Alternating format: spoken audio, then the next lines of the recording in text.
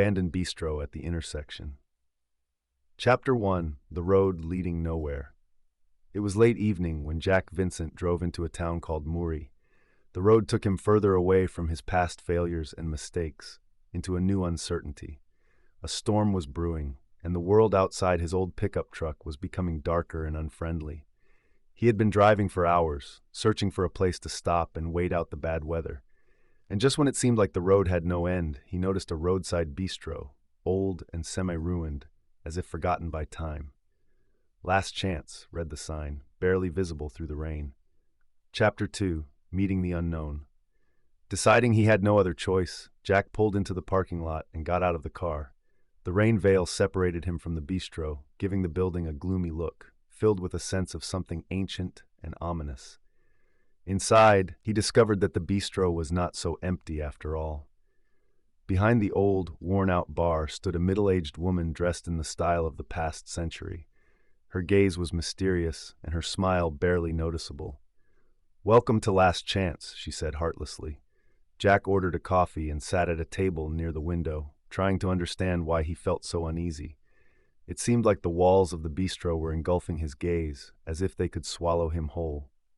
Chapter 3: Secrets of the Old Bistro.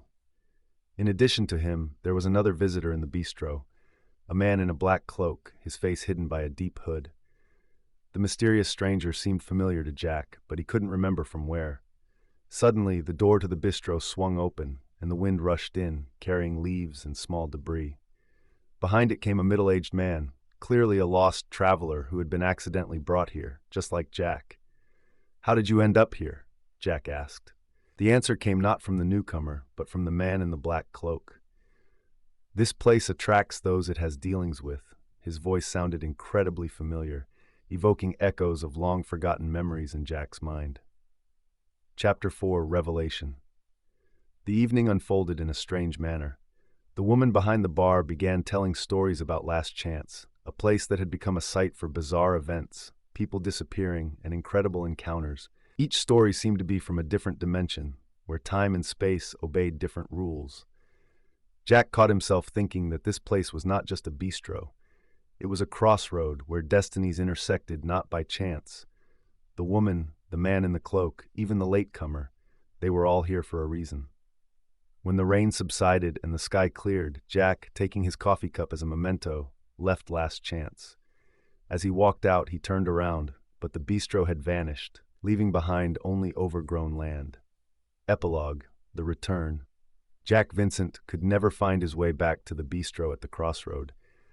But did it really disappear? Since then, when the roads become too dark and moments of desperation arise in his life, Jack feels the aroma of his coffee from Last Chance, reminding him that the worlds are much more complex than they seem at first glance. And sometimes, in the most unexpected moments, destiny grants a chance for a new beginning. The end.